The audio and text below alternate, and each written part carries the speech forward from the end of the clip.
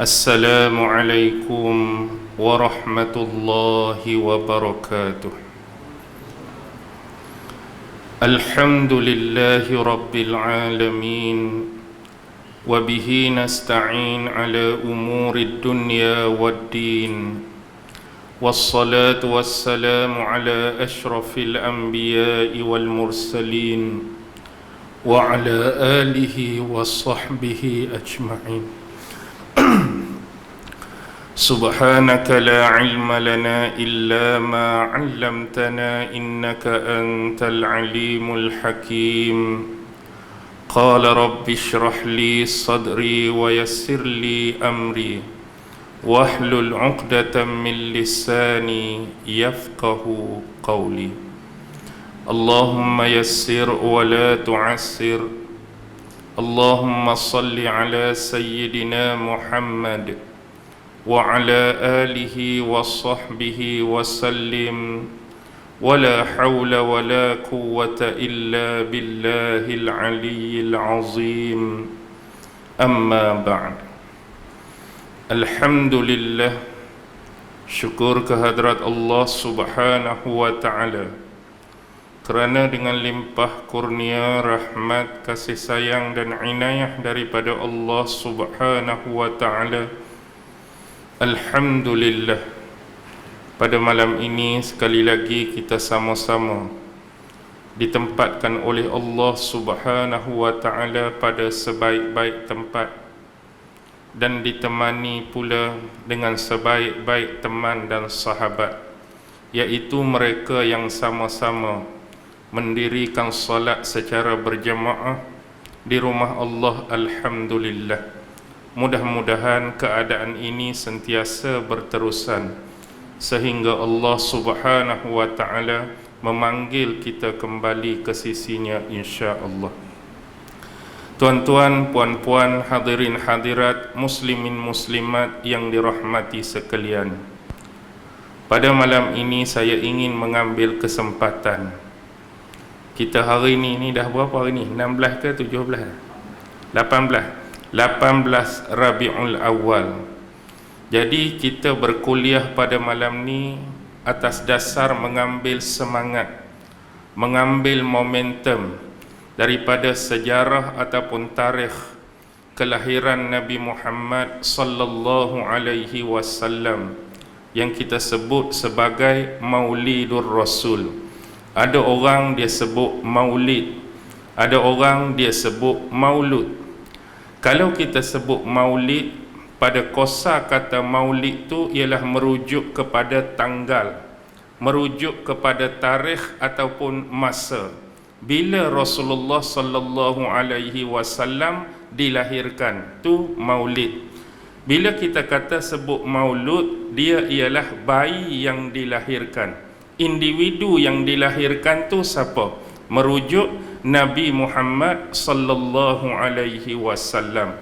Jadi atas penggunaannya lah kita nak sebut Maulid, atas sebab tertentu kita nak sebut Maulud atas sebab tertentu. Jadi kita sama-sama dapat memahami apa itu Maulid dan apa itu Maulud. Yang penting kedua-duanya mempunyai penisbahan dan kembali dia punya position kepada Rasulullah sallallahu alaihi wasallam. Sebab itulah di dalam agama kita, agama Islam ini, kita diajar untuk memperingati hari-hari kebesaran di dalam agama. Kerana pada tarikh-tarikh hari kebesaran tersebut adanya peristiwa-peristiwa yang penting untuk sama-sama kita mengambil iktibar, mengambil pengajaran daripadanya. Sebagai contoh, hampir saban dan setiap tahun kita sambut Ma'al Hijrah, tahun baru Islam. Bukan sekadar sambutan, bukan sekadar meraihkan, tetapi di sebalik tarikh yang bersejarah itu adanya peristiwa-peristiwa penting yang bersangkutan dengan Nabi Muhammad sallallahu alaihi wasallam untuk kita pelajari dan diteladani akan kisah-kisah ataupun hikmah di sebaliknya. Bila mari bulan Ramadan sampai pada tarikh 27 Rejab, kita ada satu lagi peristiwa yang kita raikan, iaitu malam nuzulul Quran. Adanya kelebihan pada malam tersebut kerana diturunkan Al-Quran kepada Nabi Muhammad sallallahu alaihi wasallam untuk dijadikan sebagai wasilah, untuk dijadikan sebagai sarana kitab yang mempunyai petunjuk, iaitu berupa kalam dan perkataan Allah kepada setiap umat manusia. Siapa yang akan mencerahkan kitab tersebut, siapa yang akan menerang, menghurai dan menafsirkan kitab tersebut, iaitu Rasulullah sallallahu alaihi wasallam, yang mana tugas tersebut disambung oleh sahabat-sahabat, tabi'in, tabi'in dan ulama-ulama yang menjadi generasi keseterusnya. Dan juga tak terkecuali bila mari bulan Rabiul Awal, kita ada sambutan Maulidur Rasul, meraikan kerana besar jasanya Rasulullah sallallahu alaihi wasallam, sekurang-kurangnya atas dua perkara. Yang pertama ialah agama Islam ini datang melalui Rasulullah sallallahu alaihi wasallam, dan petunjuk Al-Quran daripada Allah juga melalui Rasulullah sallallahu alaihi wasallam. Dan kita hari ini amat beruntung kerana termasuk di kalangan umat Nabi Muhammad yang mengikuti agama yang dibawa oleh Nabi Muhammad, yang mengikuti ajaran yang dibawa oleh Nabi Muhammad, yang mengikuti sunnah-sunnah yang dibawa oleh Rasulullah sallallahu alaihi wasallam. Walaupun kita ni dah terkemudian, ataupun orang sebut hari ini sebagai umat akhir zaman, tetapi kita masih lagi di bawah taklukan kategori umat Nabi Muhammad. Alhamdulillah. Kalau tuan-tuan yakin, kalau tuan-tuan percaya, kalau kita nak buat perbandingan generasi terdahulu dengan kita, memang teramat jauh. Kerana generasi sahabat-sahabat, mereka mempunyai kemuliaan-kemuliaan tertentu. Mereka mempunyai afdaliyah, iaitu keutamaan dan kelebihan yang Allah takdirkan pada mereka untuk hidup bersama ketika keberadaan Nabi, untuk bersama ketika hayat Rasulullah sallallahu alaihi wasallam berbanding kita. Tuan-tuan boleh bayangkan, letak benda ni dalam akal fikiran kita, letak benda ni dalam hati kita, iaitu sahabat-sahabat ni bila mereka hidup bersama dengan Rasulullah, mereka mempunyai peluang yang lebih besar untuk bercakap-cakap, untuk berbicara, untuk berdialog, untuk berkomunikasi, untuk bermuamalah, untuk bersoal jawab dengan Rasulullah sallallahu alaihi wasallam.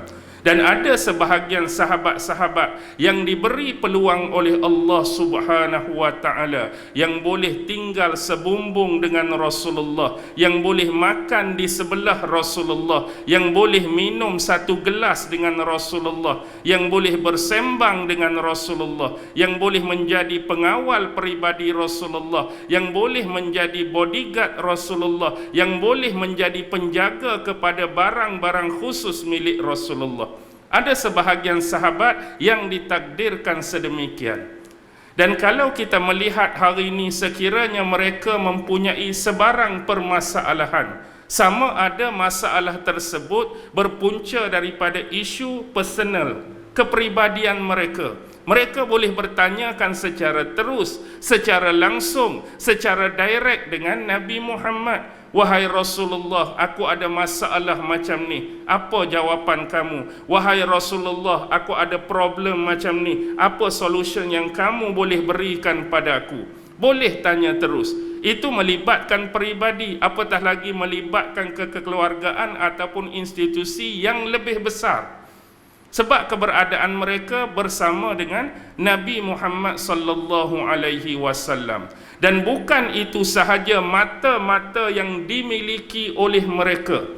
melihat segala hal, melihat segala bentuk, melihat segala amalan, melihat segala aktiviti yang dijalani dan dilakukan oleh Rasulullah. Apa yang Rasulullah buat, mereka boleh tengok secara terus. Apa yang Rasulullah buat, mereka boleh tengok secara direct. Dan telinga-telinga mereka ditakdirkan oleh Allah boleh mendengar terus perkataan-perkataan Nabi, hadis-hadis yang disabdakan oleh Nabi, nasihat-nasihat yang diberikan oleh Nabi, mau'izah-mau'izah yang dilemparkan oleh Nabi kepada mereka.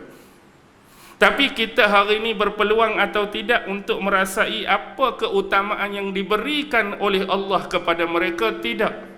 Bahkan mereka hidup suka dan duka di samping Rasulullah, gembira dan sedih di samping Rasulullah, menahan keperitan, pengusiran daripada bumi Mekah menuju ke bumi Madinah. Bagaimana mereka diboikot ekonomi oleh kaum-kaum kafir musyrikin Mekah terhadap Bani Hashim dan Bani Abdul Muttalib.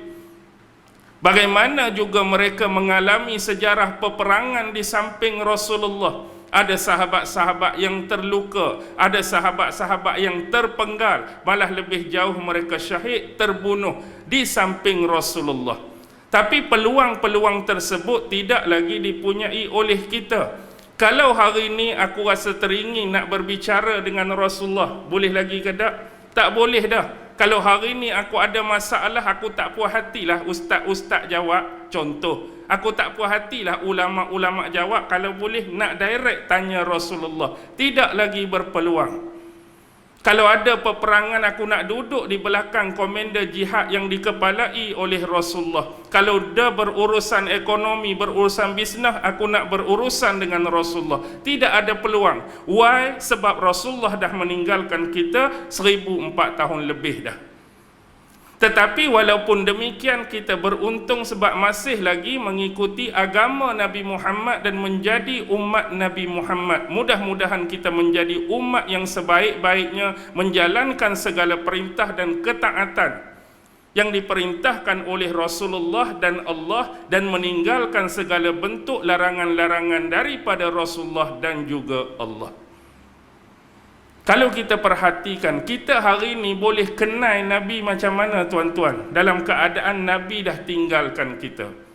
Tidak ada peluang lagi untuk kita mengenali Rasulullah sallallahu alaihi wasallam dengan sebenar-benar pengenalan, kecuali apa yang diceritakan oleh ulama-ulama kepada kita. Apa yang disyarah dan dihuraikan oleh ulama-ulama pada kita. Dan juga peninggalan hasil-hasil karya dan penulisan mereka mengenai diri Rasulullah, sama ada secara umum ataupun secara khusus. Kalau kita melihat secara umum, banyaknya ulama-ulama yang mengarang penulisan-penulisan mereka dalam bentuk riwayat, dalam bentuk sirah kehidupan Rasulullah. Macam-macam nama kitab ada yang kita boleh dapati pada hari ini. Adanya sirah Ibnu Hisham, adanya sirah Ad-Damsyiki, adanya sirah Halabi, adanya sirah Rahik Makhtum, adanya sirah Al-Wafi, adanya sirah Al-Awfa, adanya nama tu nama ni dengan ulama-ulama yang masyhur, ulama-ulama yang muktabar dan terkemuka. Baki lagi duduk atas kita, rajin nak mengkaji, rajin nak membaca dan mentelaah sumber-sumber tersebut, atau kita abaikan dan cuaikan hal tersebut dalam kehidupan kita. Ataupun karangan-karangan ulama secara khusus memposisikan sesuatu sudut pada Rasulullah. Sebagai contoh, ada ulama-ulama yang mengarang bentuk-bentuk tubuh Rasulullah, poster Rasulullah, bukan poster POSTER tu, poster tubuh POSTUR, bentuk tubuh Nabi, rambut Nabi macam mana, telinga Nabi macam mana, mata Nabi macam mana, hidung Nabi macam mana, mulut Nabi macam mana, dada Nabi macam mana, perut, tangan, kaki, cara berjalan, cara makan, cara minum, semua ini kita boleh lihat dalam kitab Syama'il Muhammadiyah karya Imam At-Tirmizi, salah seorang ashabus sunan. Dan ada karya Al-Muqri, ada juga karya Al-Mustaghfiri. Dan saya sebut kuliah subuh pagi tadi di Masjid Bayan Lepas. Ada satu karya yang amat fenomenal, tetapi karya ini jarang diketahui oleh kebanyakan orang. Bukan sahaja kebanyakan orang daripada kalangan netizen, kalangan orang awam biasa, bahkan mungkin tidak diketahui oleh sebahagian ustaz-ustaz ataupun ahli-ahli akademik. Ada satu kitab yang dikarang oleh Abu Syekh Al-Asbahani.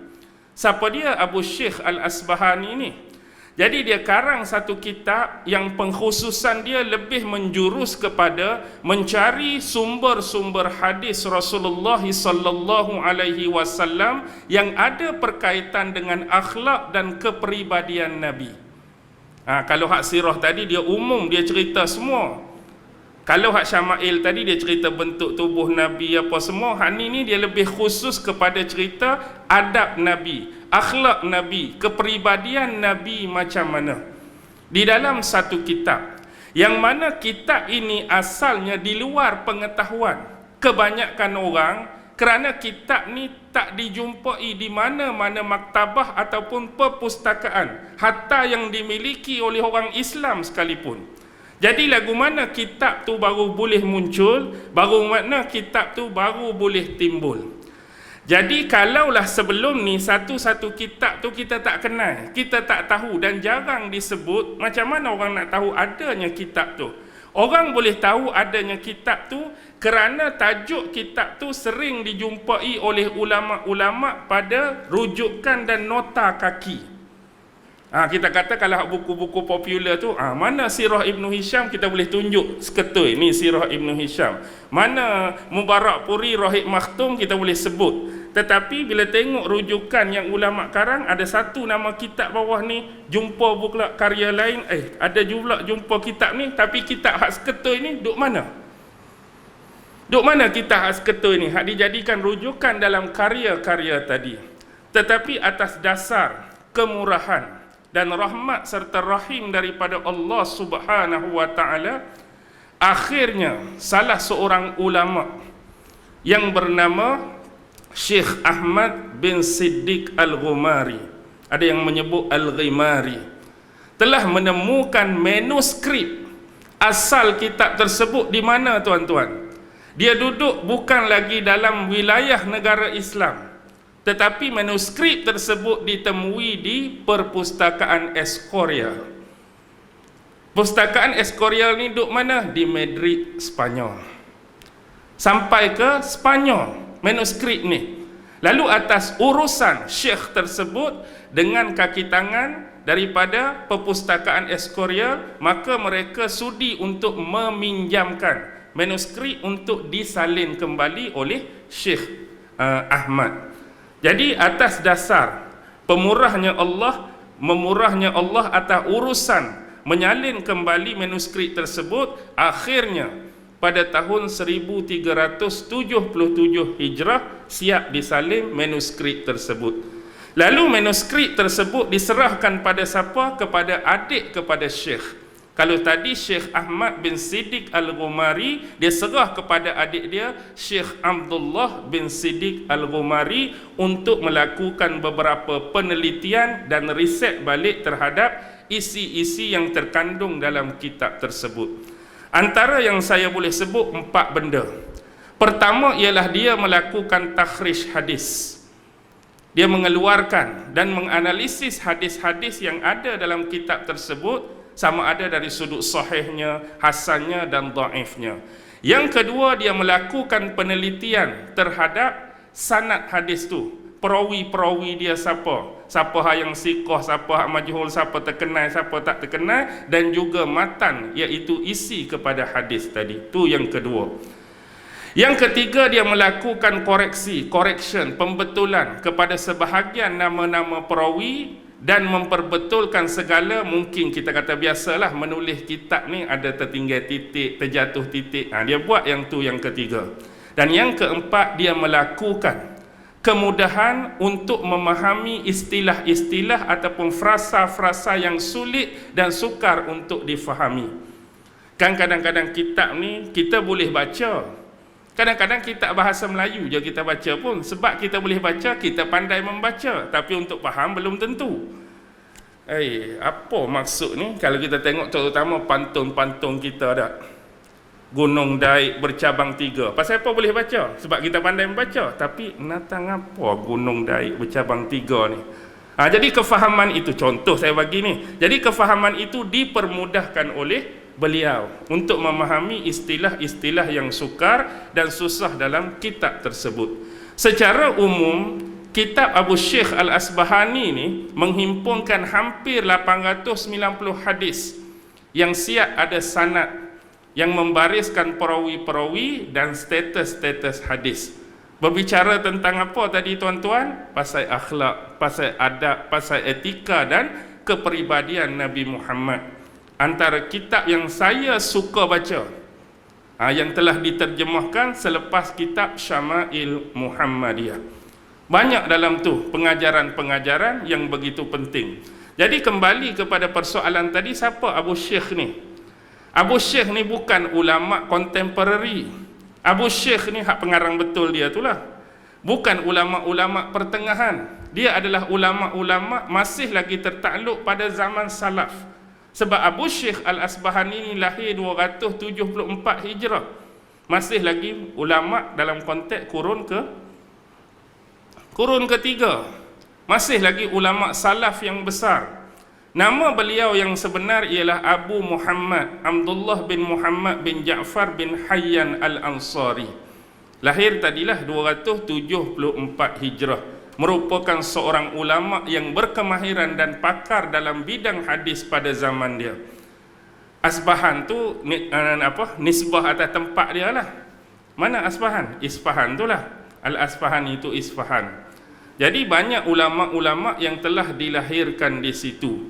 Jadi ketika umur dia 10 tahun lebih kurang, 284, dia lahir 274, 284, dia mula zamah, melazimi guru-guru yang mengajarkan ilmu hadis, umur 10 tahun. Dan dia telah mengumpulkan hadis-hadis dan mengkategorikan hadis-hadis yang bertaraf al-ali dengan an-nazil. Kalau kita belajar ilmu hadis, selalu kita ni hadis sahih, ni hadis hasan, ni hadis ni. Dia ada pengkategorian hadis dari sudut al-ali dan an-nazil. Dalam al-ali pun duk bincang hak tu jugalah, hadis sahih, hasan, dhaif, an-nazil pun. Cuma kategori dia macam mana? Contohlah secara sederhana, hadis yang berkategori al-ali ini ialah hadis-hadis yang mempunyai bilangan perawi yang sedikit. Kalau an-nazil, hadis-hadis ataupun isnad an-nazil ni mempunyai bilangan perawi yang banyak. Ali bermaksud atas, nazil bermaksud bawah. Tapi al-ali tu perawi sikit ke banyak? Sikit. An-nazil hak bawah tu perawi dia banyak. Sebab apa? Sebab al-ali mengambil iktibar semakin sedikit dan kecilnya jumlah bilangan rawi, dia semakin dekat dengan Rasulullah sallallahu alaihi wasallam. Sebab apa rawi ni ada 3 orang? Sebab apa rawi ni ada 4 orang? Iktibar dia, walaupun 3, 4, kedudukan dia tu, hadis dia tu lagi dekat dengan Nabi. Sebab baru 3 orang. Tapi hak taraf bawah an-nazil ni dah berangkai dah, banyak berbelah-belah rawi dah. Jadi dia makin jauh dengan Rasulullah sallallahu alaihi wasallam. Jadi dia adalah perbahasan dia dalam kategori ilmu hadis, bukan yang kita nak bahaskan. Baik, kembali kepada persoalan tadi. Bila kita sebut Maulidur Rasul sebagai contoh, jarang juga di kalangan kita cuba mencari tahulah, kita kata. Sebab polemik ini masih berterusan. Sejak dulu sampailah ni ada yang ulama mengharuskan dan memperbolehkan. Ada ulama yang melarang dan mengkategorikan sebagai bid'ah dan sebagainya. Bab hukum tu kita letak belakang sat. Cuma kadang-kadang kita terfikir tak, kalaulah kita hari ini termasuk di kalangan orang yang ingin menyambut, orang yang ingin meraihkan. Jadi di mana punca dia? Di mana asal usul timbulnya sejarah sambutan Maulidur Rasul? Yang confirmnya tak pernah berlaku pada zaman sahabat, tak pernah berlaku pada zaman tabi'in, tak pernah berlaku pada zaman tabi'in dan ulama-ulama hak generasi awal. Bagi saya satu kelebihan yang dipunyai oleh mereka kerana apa yang kita ceritakan pada awal tadi. Kerana keberadaan dan kehidupan mereka bersama Rasulullah, tidak diperlukan pun pada mereka untuk menceritakan balik siapa Rasulullah tu pada mereka. Kalaulah saya ni sahabat, contoh, tuan-tuan pun sahabat, amai sahabat-sahabat, aku nak cerita pasal Nabi Muhammad pada kamu. Tak payah cerita lah, aku pun, kita hidup sekali dah, keperluan tu tak ada. Nak baca sirah Nabi ke masa tu, nak cerita pasal Nabi ke, kecuali hal-hal yang terpencil dan tertentu yang mungkin sesuatu hadis sahabat ni dengar, sahabat ni tak dengar, boleh cerita. Sahabat ni lihat Nabi buat macam ni, sahabat ni tak lihat, boleh cerita. Tapi secara umumnya kalau nak cerita Nabi macam ni, tiada keperluan. Kerana kebersamaan kehidupan mereka bersama Rasulullah. Tapi bila jarak dan rentang masa itu semakin jauh, baik, kita tengok antara period zaman ataupun period masa yang diberikan oleh sejarawan-sejarawan, sekurang-kurangnya hal yang berkaitan dengan Maulidur Rasul ni ada 3 period. Pertama saya sebut dulu tahun. Pertama antara tahun 362 hingga 567 Hijrah. 362 hingga 567 Hijrah. Tu yang pertama. Yang kedua 549 sampai 630 Hijrah. 549 630. Yang ketiga 567 hingga 640. Hak satu tu agak jauh, 567 akhir dia. Tapi yang kedua tu kenapa dekat? Yang kedua tu berakhir 630, hak last tu 640, 10 tahun. Apa yang berlaku sebenarnya? Baik, dari sisi masa dan tarikh yang disebutkan tadi, ada individu-individu yang dinisbahkan dengan peristiwa tu. Antara 362 hingga 567 tadi, yang selalu naik nama bila berbicara mengenai Maulidur Rasul ialah Abu Tamim. Abu Tamim Ma'ad Al-Mu'iz Lidinillah. Abu Tamim Ma'ad Al-Mu'iz Lidinillah. Siapa dia ni? Orang yang memulakan ni, dikatakan untuk kategori yang pertama ni, dia ialah seorang khalifah. Bukan khalifah dinasti Umayyah, bukan khalifah dinasti Abbasiyah, bukan khalifah dinasti Andalusia. Bahkan lagi tak masuk akal kalau nak sebut dinasti Osmaniyah. Zaman tu Osmaniyah tak mari lagi, terkemudian. Dia ialah khalifah dinasti Fatimiyah. Di mana dinasti Fatimiyah? Di kota Kairo, di kota Kahirah, Mesir. Di situlah mulanya bertapak dinasti Fatimiyah pada tahun 969 Masihi. Ada juga yang kata 970, cepat setahun. Jadi asalnya itu adalah khalifah yang pertama di kota Kairo, yang kalau kata kira dia tu khalifah keempat dinasti Fatimiyah. Bagaimana Sak sebut khalifah pertama, Sak sebut khalifah yang keempat? Dia macam ni. Sebelum ini dinasti Fatimiyah tu bukan nama Fatimiyah, tetapi kerajaan ini berada di kawasan Ifriqiyah. Bahasa Arab Ifriqiyah ni Afrika lah. Bahasa mudah, kalau negara moden hari ni, ada setengah kata dia tu negara Tunisia, ada setengah kata kawasan Morocco. Tempat dia dulu, hak asal tu. Kalau hak peta moden hari ni lah, dulu tak ada nama Tunisia, tak ada nama Morocco. Jadi di situ ada dinasti yang disebut dinasti Aubadiyah. Dinasti Aubadiyah. Jadi dinasti Aubadiyah tu ada khilafah yang pertama, ada khalifah yang kedua, ada khalifah yang ketiga. Jadi bila naik Al-Mu'iz Lidinillah ini sebagai khalifah yang keempat, sana tadi di stop, diberhentikan, dia pindah pusat pemerintahan dia di kota Kairo, di kota Kahirah tu. Tapi kalau ambil dia punya susunan tu, dia jatuh nombor 4. Tapi hak mula-mula di sini, dia jadi nombor 1. Harap faham kenapa 1, kenapa 4 tadi. Boleh faham Kau pening? Tak pening kan? Cuma merintah tempat, tukar dinasti Aubadiyah kepada dinasti Fatimiyah. Dan dia juga adalah imam ke-14, sebab aliran dinasti Fatimiyah ni bukan bermazhab Ahlus Sunnah wal Jamaah. Mereka adalah bermazhab aliran Syiah. Dan dia adalah imam ke-14 bagi mazhab aliran Syiah Ismailiyah. Ada Syiah Rafidah kita belajar, ada Syiah Ja'fariyah, ada Syiah Zaidiyah, ada Syiah Ismailiyah. Dia adalah imam ke-14 bagi mazhab aliran Syiah Ismailiyah. Jadi itulah dia Abu Tamim Ma'ad Al-Mu'iz Lidinillah yang memulakan sambutan Maulidur Rasul untuk sejarawan yang mengemukakan period 362-567 tadi. Nama ni lah yang akan naik.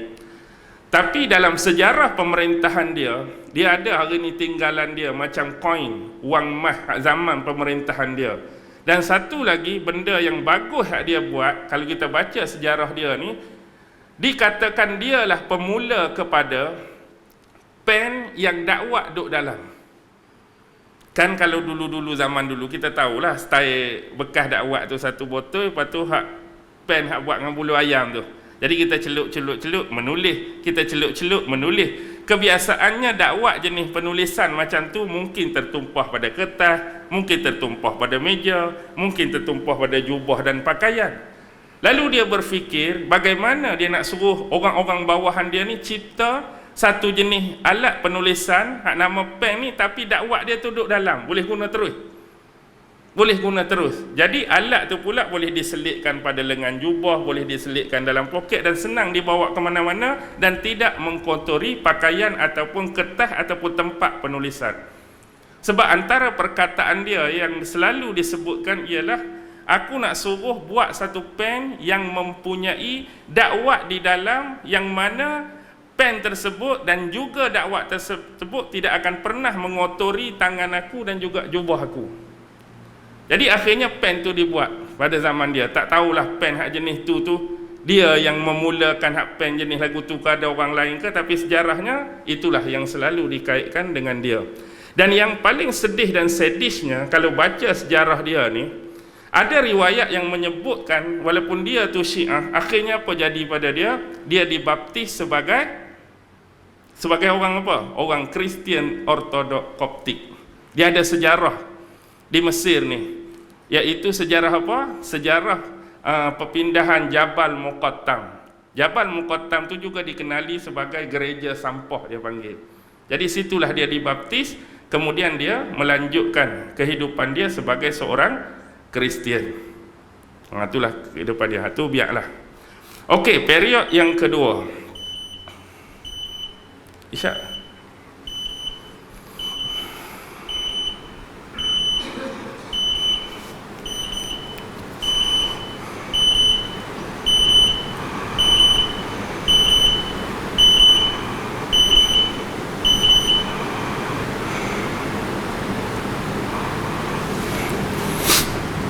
Okey, untuk period yang kedua 549 sampai 630.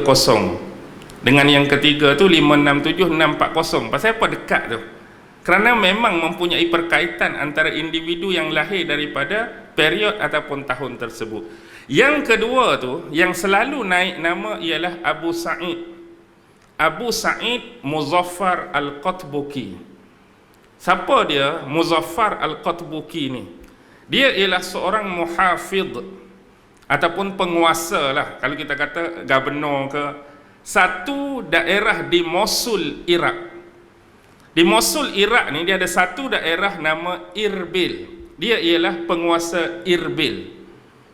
Muzaffar Al-Qatbuki ni penguasa Irbil. Baik, dalam masa yang sama dia juga adalah salah seorang jeneral di bawah siapa? Cukup terkenal nama ni, kalau saya sebut tuan-tuan kenal. Dia ialah salah seorang jeneral kepada Salahuddin Al-Ayyubi. Bahkan dia juga mempunyai kedekatan dan kedekatan hubungan dan kekerabatan dengan Salahuddin. Sebab apa? Sebab Salahuddin telah mengahwinkan salah seorang saudara perempuan dia dengan Muzaffar Al-Qatbuki ni. Cuma saya tak jelas dan tak pasti bila sebut saudara perempuan tu, kalau tuan-tuan tahu, lagi bagus. Bila sebut saudara perempuan tu merujuk kakak Salahuddin ke ataupun adik Salahuddin. Contohlah kita ambil, kalau kakak maksudnya Salahuddin tu jadi adik ipar dia. Kalau adik yang dia kahwinkan Salahuddin tu jadi abang ipar dia. Dia sebut mengahwinkan saudara perempuan dia. Ada nama lah, saya lupa. Jadi dia mempunyai hubungan kedekatan tu. Di samping dia salah seorang jeneral di bawah Salahuddin Al-Ayyubi.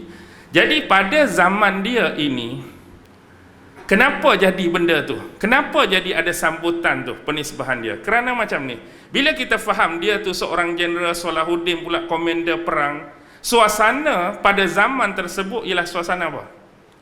Perang. Sak perang berhenti, sak perang berhenti. Kerana Salahuddin cukup terkenal dalam peperangan, membanteras dan melawan tentera-tentera Salibiyah, tentera-tentera salib. Jadi pada waktu itu ada sesetengah sejarawan atau muarikh, dia menggambarkan, mengilustrasikan zaman tu bila berlaku keadaan demikian, hubungan dengan agama, hubungan kecintaan dengan Nabi menjadi down sikit. Menjadi down. Ramai tanya tak tahu apa, ramai tanya lupa tentang hal-hal yang bersifat demikian. Jadi bila mari bulan Rabiul Awal, atas dasar nak ambil semangat dan momentum Maulidur Rasul tadi, mereka buat apa yang mereka buat? Muzaffar Al-Qutbuki ni panggil ulama-ulama, panggil ahli-ahli sufi, panggil cendekiawan-cendekiawan untuk duduk berhimpun dengan orang ramai untuk membacakan kembali riwayat hidup Rasulullah, membaca kembali sirah Nabi Muhammad sallallahu alaihi wasallam. Itu dia asal puncanya. Maksudnya kita hari ni tuan-tuan, kita hari ni di luar Maulidur Rasul, kita kata benda-benda hak kita buat dalam tu, di luar Maulidur Rasul, tak ada ustaz ke ceramah pasal cerita Nabi? Selain bulan Maulid, ada ustaz ceramah? Ada tak ustaz ceramah pasal Nabi? Saja-saja pasal Nabi tuan-tuan. Berlambak. Pergi dengar hatu bunyi Rasulullah, pergi dengar speaker ni bunyi perkataan Nabi Muhammad. Kalau baca Quran pula, adakah baca Quran mari Rabiul Awal baru baca Quran? Luar macam tu tak baca Quran ke kita? Bang, tak baca ke? Baca. Kalau kata kita berselawat luar Rabiul Awal, kita tak berselawat ke? Selawat. Sebelum ni pun baca sirah Nabi, sebelum ni pun baca Quran, sebelum ni pun berselawat. Mari bulan Rabiul Awal pun buat benda yang sama. Cuma atas dasar nak ambil semangat dan momentum bulan Rabiul Awal sebagai tarikh kelahiran Nabi, buat perhimpunan macam tu untuk mengingatkan kembali sejarah kelahiran Nabi dan peristiwa yang berkaitan dengan Nabi. Okey, di situ pastinya mereka membacakan dalam bentuk mana? Biasanya ulama-ulama pada waktu tu membacakan kisah-kisah Nabi dalam bentuk syair-syair. Jadi bila syair-syair ni baca biasa ke, dia ada rentak-rentak tone dan irama dia. Arab pun dia ada tone dan irama dia. Bahkan syair kita sekalipun dia tak boleh baca biasa tuan-tuan. Kalau kita kata, hak kita baca biasa tu, saya pergi ke kedai. Tapi kalau orang suruh bersyair dengan perkataan tu, kena ubah dah. Saya pergi ke kedai. Contoh lah tu, seorang tak sedap nak buat ke mana. Kalau kita baca, cuba bersyair, saya pergi ke kedai. Orang kata bukan syair. Kalau kita buat sikit, salah lah kita kata, lari sikit. Saya pergi ke kedai. Orang kata tu sajak tu, orang suruh syair. Orang boleh claim lagi, orang boleh dakwa lagi tu bukan. Jadi syair cara dia. Nak tahu syair yang betul, ikutlah cara Pak Ma'un baca buku sejarah tu. Ingat tak Pak Ma'un? Dia tipu bini dia kan. Baca buku sejarah, dia syair lah. Cerita hantuah, sejarah Melaka apa semua. Itu bentuk syair. Jadi syair ni dia ada bait-bait dia, dia ada rangkap-rangkap dia. Contoh kalau syair satu bait dia panggil baitun yatim. Pasal apa yatim? Sebab satu rangkap, satu je. Yatim tu bukan apa, dia merujuk pada kalau orang ni anak yatim tak ada siapa, tunggal, seorang, mak tak ada, mak pak tak ada. Dia tu pun dia sebut baitun yatim, bait yang satu rangkap. Jadi ada dua, ada tiga, ada empat. Tapi sekiranya syair-syair tersebut sampai ke tahap 7 rangkap. Biasanya dia jadi apa? Bila syair sampai tahap ke-7 rangkat, inilah yang disebut qasidah. Inilah yang disebut qasidah tu. Syair yang sampai tahap 7 rangkat disebut qasidah. Kalau qasidah tu pula banyak, dihimpun dalam satu kitab ke dalam satu buku, dia dipanggil diwan. Daya waw alif nun, diwan, bukan dewan sekolah, dewan ni dah, diwan. Macam sejarah penulisan diwan, imam mazhab kita ada Diwan Iman Asy-Syafi'i, menghimpunkan benda itulah. Diwan Al-Bukhturi, Diwan Umrul Qais, Diwan Nabirah Az-Zibyani, Diwan Zuhair bin Abi Salma dan sebagainya. Jadi syair tu bila sampai 7 bait 7 rangkap dia jadi kasidah. Jadi himpunan kasidah-kasidah ada, kalau kita bukukan dipanggil diwan. Sebab itulah zaman-zaman tu munculnya apa? Al-Barzanji, Maulid Dibai. Jadi kita baca Barzanji, baca biasa ke, dia ada lagu dia, dia ada tone dia, dia ada irama dia.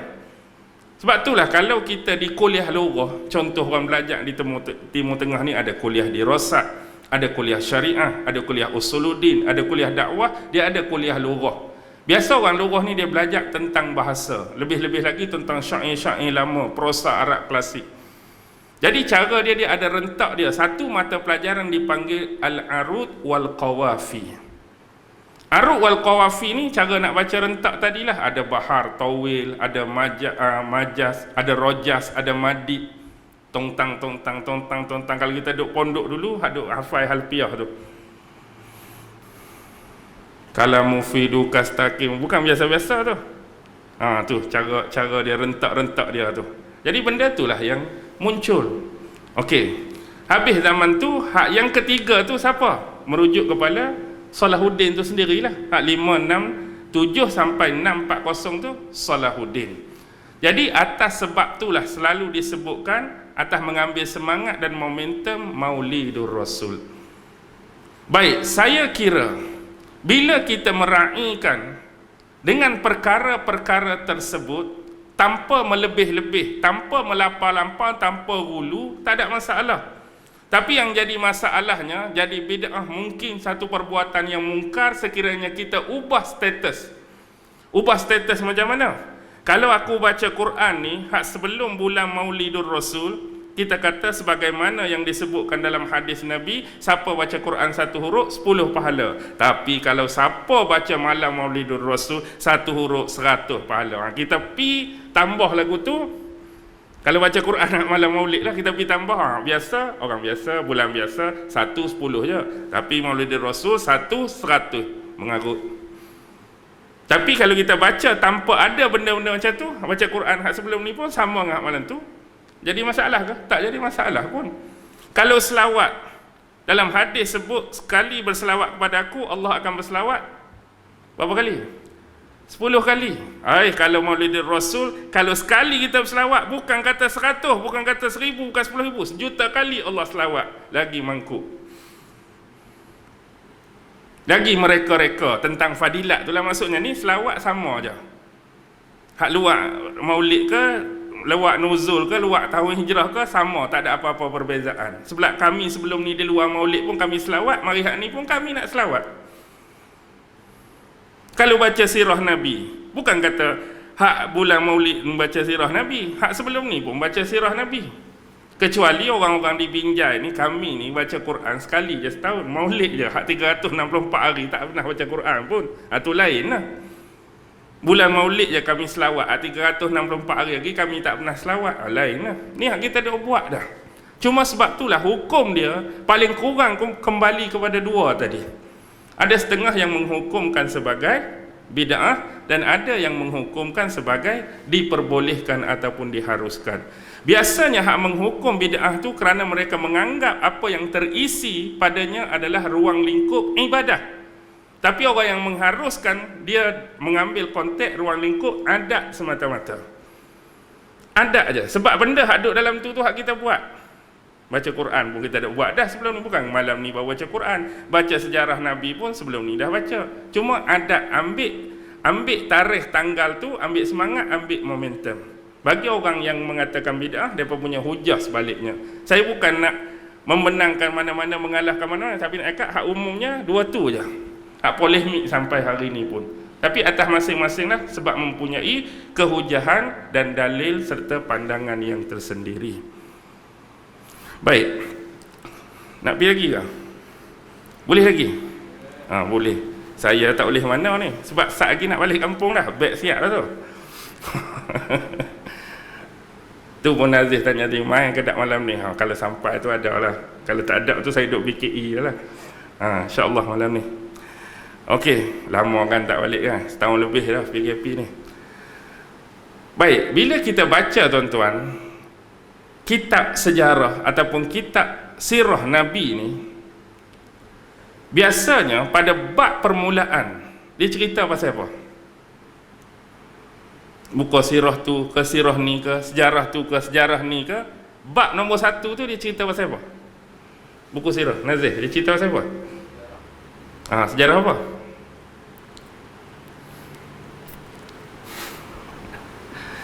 Kalau kita baca buku sirah, selalunya bila nak cerita pasal Nabi, dia tak akan duduk perang Badar, duduk bab yang pertama. Tak logik lah. Perang Badar ni kena hijrah dulu baru ada perang. Selalunya orang beranggapan bila mula-mula nak cerita pasal Nabi ialah kelahiran tu lah. Biar Nabi tu kena ada dulu, Nabi kena muncul dulu, baru boleh cerita pasal dia. Tapi biasanya bab kelahiran Nabi tu dia duduk nombor 2 dah. Hak nombor 1, ulama' sirah selalu cerita pasal sejarah Jaziratul Arabiyah, sejarah semenanjung tanah Arab, tempat nak lahir Nabi tu dulu. Jadi mungkin bagi kita atau pada setengah orang, apa kepentingan cerita benda tu? Ada kepentingan tersendiri. Mengapa Jazirah Arabiyah dipilih oleh Allah untuk melahirkan seorang Nabi dan Rasul yang berstatus penutup sekalian para Nabi, yang mana sebelum ini kebiasaannya peratusan yang paling besar Nabi-Nabi dan Rasul ini didominasi oleh siapa? Bani Israel kan? Walaupun tak semua, tapi kebanyakan dinominasi oleh Bani Israel. Tapi hak ni yang jadi pilihan Allah untuk memunculkan Nabi terakhir, Jazirah Arabiyah. Bila sebut semenanjung tanah Arab, pastinya kita mempelajari tentang rupa bentuk muka bumi dia. Jenis lagu mana? Berpadang pasir ke, berbatu batan ke, bergunung ganang ke, hak jenis batu-batu kerah-kerah ke, pasir yang jenis lembut, pasir yang jenis hak halus, macam-macam. Bagaimana pula hasil-hasil bumi dia, wilayah ni apa hasil dia, wilayah ni apa hasil dia. Hak ni kurma, hak ni gandum, hak ni batu permata, hak tu kayu kayan, hak ni pembuatan besi, hak ni pedang terbaik, macam-macam dia cerita. Dan juga orang yang menghuni tempat-tempat tersebut, dia punya PL, dia punya karakter, dia punya perangai macam mana. Orang hak biasa hidup padang pasir ni jenis lemah lembut ke? Hak jenis cuaca pun panas dah, jarang orang nak jenis lemah lembut. Jenis orang yang berani, orang yang tegah, orang yang semangat tinggi, orang yang keras hati, jenis manusia jenis lagu tu. Lepas tu kena tengok pula karakter, lingkungan kehidupan dia, masyarakat hidup tu macam mana untuk membentuk karakter dia.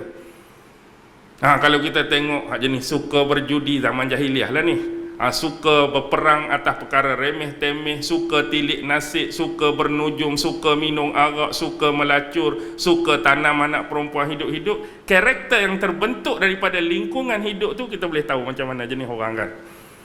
Ekonomi dia lagu mana, sosial dia lagu mana, semua tu dibahaskan. Nabi ni akan lahir daripada lingkungan kehidupan tu. Dan tugas dakwah Nabi ni berat untuk rilis dan settle semua benda-benda tadi. Nak rilis semua tu, hak berlaku tu, bukan sekerja senang tu, bukan kerja mudah. Tapi hari ni, untuk hari ni sebagai contoh, bila kita sebut semenanjung tanah Arab, negara moden dan peta moden, persempadanan geografi moden hari ni, berapa negara yang terlibat bila kita sebut semenanjung tanah Arab? Negara hak nama moden hari ni, agak-agak berapa negara? Antaranya hak dominan tempat lahir Nabi lah, confirm dah tak terkecuali. Nabi lahir di Mekah. Mekah hari ni negara Arab Saudi, satu. Lagi? Negara mana lagi? Bawah Mekah, Syiah Houthi. Bumi para habaib lah, senang. Ada Yaman, sebelah Yaman bunyi Man juga. Oman, apa lagi? Emiriah Arab Bersatu, apa lagi? Saddam Hussein serang dulu. Saddam Hussein serang apa dulu? Kuwait. Ada lagi Qatar. Ada lagi negara dua laut. Negara dua laut. Laut bahasa Arab Bahrun. Kalau dua laut Bahrain. Bahasa Arab sebut Bahrain. Ada Bahrain. Kita lah jadi sebut Bahrainnya. Bahrain. Jadi kalau hari ni 7 negara tu diistilahkan sebagai semenanjung tanah Arab. Pertama, Arab Saudi. Arab Saudi ni luas dia berapa tuan-tuan? 2,248 km persegi. Paling luas. Yang kedua bawah tu Yaman, 472, 99 km persegi. Selepas tu Oman, 306,000 km persegi. Yang keempat Emiriah Arab Bersatu, 83,000 km persegi. Lepas tu Kuwait, 18,881 km persegi. Lepas Kuwait baru Qatar, 11,437 km persegi. Dan akhir paling kecil Bahrain, 694 km persegi. Campur semua tu jadi berapa? 3,193,048 km persegi. 3 juta kilo ni luas ke tak luas? Kalau saya hari ini sebagai pemerintah, sebagai kerajaan, memberikan hadiah tanah kepada ustaz seluas 3 juta kilometer persegi, Allah, tak ada apa. Sebiji semenanjung tanah Arab tu kita punya contoh. Jadi hari ini nak bagi nampak dia punya gambaran besar tak besar, tuan-tuan gabungkan 7 negara tadi. Tengok dalam peta tu, ni Saudi, ni Yaman, ni Oman, ni Qatar, Bahrain, Kuwait tu, itulah luas dia. Tu umum semenanjung tanah Arab. Tapi tempat Nabi tu sinonim dengan Mekah, Madinah. Mudah kan tuan-tuan? Bukan soal dia.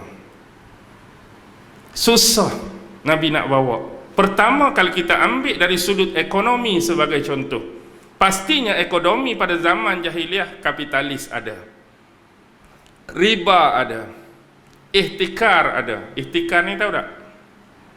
Ihtikar ni satu bentuk muamalah, dia panggil konsep dia menyembunyikan barang untuk dinaikkan harga di kemudian hari. Barang tu bukan kata tak ada, barang tu bukan kata habis, tapi dia sembunyikan barang tu. Bila orang kata tak ada dah, jadi bila dia nak keluar balik tu, harga tu dah jadi lagu lain.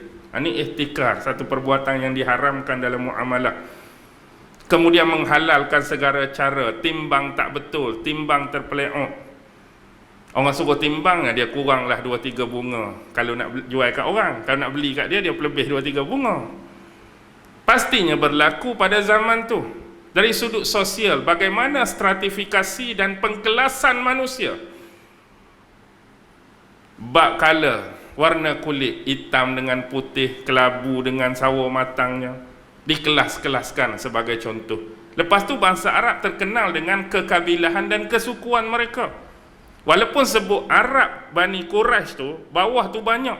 Ada Bani Hashim, Bani Abdul Muttalib, Bani Umayyah, Bani Makhzum, Bani Adi, Bani tu, Bani ni, hadut bawah tu. Masing-masing bersaing untuk menaikkan level dan ranking kabilah dan suku masing-masing. Ada yang nak menaikkan menerusi pertandingan-pertandingan tertentu. Pertandingan berlawan syair ke, bila menang dia boleh menaikkan suku dia, kabilah dia di mata kabilah lain. Bergusti ke, acara memanah ke, acara tu ke, acara ni, dia boleh mengharumkan nama dia. Jadi masing-masing bersaing untuk menaikkan level dan ranking kabilah masing-masing. Berlaku dalam soal akidah macam mana? Penyembahan berhala, penyembahan kepada pokok, penyembahan kepada batu. Dan ada juga sisi kepercayaan yang karut bahawa malaikat itu ialah anak-anak perempuan Tuhan. Dia punya melampau, percaya kepada roh-roh jahat, percaya kepada hantu, tahyul dengan khurafat dia bukan main. Tu saya malah ulang dah, tuan-tuan pun tahu dah. Abah tahyul khurafat depa, burung terbang belah kanan jadi lagu mana, nak berjalan burung terbang belah kiri jadi lagu mana. Kalau kita nak berjalan jauh, nak tahu isteri okey ke isteri curang, ikat tali dekat pokok depan rumah. Kalau balik tali tu okey lagi, isteri bagus. Kalau tali tu terputus, terbuka, ada orang cabut, isteri curang. Lagu tu mudah. Kebetulan isteri tak pernah keluar rumah, mari siapa entah lalu depan pokok dia, tali apa mengarut ni, buka. Balik dia kata isteri dia curang. Dalam perut ni ada seekor ular. Kalau ular tu menggigit, kita akan rasa lapar. Kalau ular tu tidur, ular tu duduk main-main, kita kenyang. Lepas ni mungkin ada ular-ular yang gigit usus kita, tuan-tuan pun kena roti canai ke tom yam ke semangkuk. Sebab ada ular tu. Dia fikir macam tu. Bahagian panggil hujan, dia tambak rumput kering dekat ekor kambing. Tambak rumput kering dekat ekor kambing, lepas tu cuh api. Jadi apa? Mengembeklah kawan tu. Dia sendiri malas dah nak berdoa ni minta hujan. Dia suruh himpunan kambing tu embek agar-agar hujan tu turun. Dah tahyul khurafat. Bukan kata orang Arab, tempat kita pun berlambak tahyul khurafat ni. Tapi tempat kita tu biasa kalau orang tua bercerita, dia masih lagi diselangi unsur-unsur adab, unsur-unsur kesopanan. Walaupun kadang-kadang tak masuk akal dah. Masuk salam tok, salam nenek, cucu nak lalu. Dia jadi cucu jin bila tak tahu. Contohlah. Tapi walau kita tengok benda tu nampak mengarut, tapi dari sudut adab tu kan, sebab kita masuk tempat orang, contoh tersepak barang orang, terkencing barang orang, tertu barang orang, jenis benda tak nampak. Dia punya adab-adab tu masih ada, tapi dia masih lagi dalam kategori tahyul-tahyul dan khurafat-khurafat tertentu. Jadi benda tu ada lagi sebenarnya. Benda tu ada lagi. Ada lagi orang sebut benda tu masuk dalam semak kan. Ada orang baca selawat, ada orang salamun ala nuhim fil alamin, innahu min Sulaiman wa innahu, macam-macam mereka baca kan. Tak kurangnya benda-benda tadilah. Tak apalah tu. Okey, kalau kita tengok benda tu dari sudut akidah, Nabi nak kena baiki semua ni. Dari sudut kehakiman, pengadilan macam mana, berak sebelah orang yang hampir dan dekat dengan kroni pasti terlepas, tak kena hukuman. Orang-orang biasa, orang-orang awam pasti dikenakan. Lepas tu dari sudut kebudayaan macam mana, adanya kelab-kelab, perjumpaan-perjumpaan yang memang lebih kepada nak memuaskan hawa nafsu masing-masing saja. Jadi bila mari Rasulullah sallallahu alaihi wasallam nak settle dari sudut ekonominya macam ni, sosialnya macam ni, kebudayaannya macam ni, kehakiman dan pengadilannya macam ni, dari sudut bisnesnya macam ni, dari sudut muamalahnya macam ni, akidahnya macam ni, senang ke payah? Payah tuan-tuan. Tapi akhirnya Rasulullah berjaya settlekan benda ni. Dan hari ni kita tak boleh nak rasa senang dan bangga, kita kerja mudah, kita kerja senang, sebab Rasulullah dah settle dah semua benda ni. Tapi selesai saja Rasulullah wafat dan berlalunya masa, benda ni naik balik, cambah balik, berputik balik tak? Dia naik balik tuan-tuan. Tugas orang yang hidup selama ni lah berpandukan kepada panduan yang Rasulullah buat macam mana, kaedah Rasulullah macam mana, teknik Rasulullah macam mana nak riliskan balik.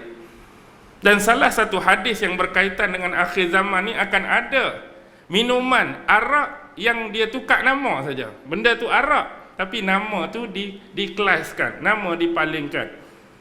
Tak kira lah nama dia apa, Hadi ke, nama Timah ke, nama Omar ke, macam-macam, dia tetap arak. Dan di sebalik penciptaan benda-benda tu mungkin tersirat sesuatu kepada yang buat tu. Sama ada dia nak menyindir ke, dia nak menghina ke, dia nak mengaibkan ke, itu dia punya hal lah. Tujuan dia dengan Tuhan. Apapun, ada satu hadis menceritakan tentang minuman khamar ni, yang mana di akhir zaman benda tu akan ditukar nama. Tukar nama macam mana pun, arak tetap arak, hukum haram tetap haram. Kalaulah nama arak tu suci sekalipun, suci lagi halal nama dia, boleh minum ke tak? Tak boleh minum. Sebab dia diharamkan dalam agama. Bukan atas dasar nama tu satu hal, tapi benda tu tidak mencerminkan pada nama. Sekiranya dia halal, nama apa pun dia tetap halal. Macam kata nasi ganja. Bunyi ganja ni haram nak makan ni, hampa duk pulun 2-3 pinggang juga, bukan atas nama tu. Tapi bila mari arak, nama Omar ke, nama Timah ke, tak boleh lah. Macam-macam berlaku. Jadi itulah antara tugas-tugas penting, bukan atas penceramah, bukan atas pendakwah semata-mata, tapi tugas kita keseluruhan umat Islam untuk membasmi dan membanteras hal-hal yang sedemikian rupa daripada dirosakkan oleh anasir-anasir yang jahat, terutama daripada golongan-golongan pembenci dan musuh-musuh Islam. Kalau kita tengok hari ini, antara berita yang menyedihkan kita, suasana yang berlaku di dua tanah suci haram kan, seolah-olah sudah secara sipi-sipi diwujudkan budaya pengeropahan Saudi. Macam-macam dah masuk kan. Perempuan boleh keluar, kemudian pesta-pesta muda-mudi, buat pesta-pesta di tepi pantai. Sebelum ni Crown Jewel tu, geng-geng WWE pun mari dah. Tapi alhamdulillah lah. Alhamdulillah apa? Kalau kita tengok pakaian penggusti perempuan, selalu kita tengok tu, ni pakai tight, pakai baju t-shirt tutup semua, rambut aja lah tutup. Tu bagus kat dia nak jaga tu. Tapi nak habaknya, lepas tu mari pula terbaru ni. Apa dia? Konsert macam-macam. Depa pun dah lama dah mengidam-idamkan kehidupan dan suasana macam ni. Depa tu sendiri. Kalau kita tengok dan kita tanya sebahagian, mungkin tak semua. Kita cakap dari sudut yang mengalami kerosakan lah ni. Tanpa kita ambil hak ulama-ulama, orang-orang alim tu, tolak tepi lah, hak tu dikecualikan. Cuma nak habaknya, bila kita jumpa dengan orang-orang Arab hak mari tempat kita ni, dia pakai jubah sampai mana? Sampai airport je. Masuk tanda airport, keluar tu, dia jadi lagu lain. Hak asal kepompong tu rama-rama tu hak asal jentik-jentik, nyamuk terbang dah. Seolah-olah boleh digambarkan macam tu. Ada yang berseluar pendek, hak tadi bertutup, buka aurat, dedah sana, dedah sini. Lepas tu hak jadi balik bila? Nak masuk airport tu lah, nak masuk kapal terbang balik. Bukan semua kita kata ni. Wujudnya golongan-golongan sedemikian yang nakkan kehidupan yang tak ada mereka boleh kecapi di bumi mereka. Jadi mereka cari benda tu, mereka dedahkan benda tu bila mereka berada di luar. Jadi bila buka benda tu, tak ada apa. Tak ada apa pun, nak pukul 9 dah ni. Boleh berhenti dah kot, insya-Allah. Boleh faham tak ni? Boleh faham tak? Boleh faham. Jadi sama-samalah kita mengambil iktibar dan ibrah daripada hal-hal tersebut. Jaga diri masing-masing, jaga keluarga, anak isteri dan saudara-saudara kita agar tidak terjebak dengan hal-hal yang sedemikian rupa. Memang kita tak boleh elak kalau takdir itu berlaku, tapi harapan dan impian kita mudah-mudahan Allah sentiasa menjaga kita semua sebagai umat Nabi Muhammad sallallahu alaihi wasallam. Akhir kalam, yang baik tetap datang daripada Allah, yang lemah dan kurang datang dari diri saya sendiri. Wabillahi taufiq wal hidayah. Wassalamualaikum warahmatullahi wabarakatuh.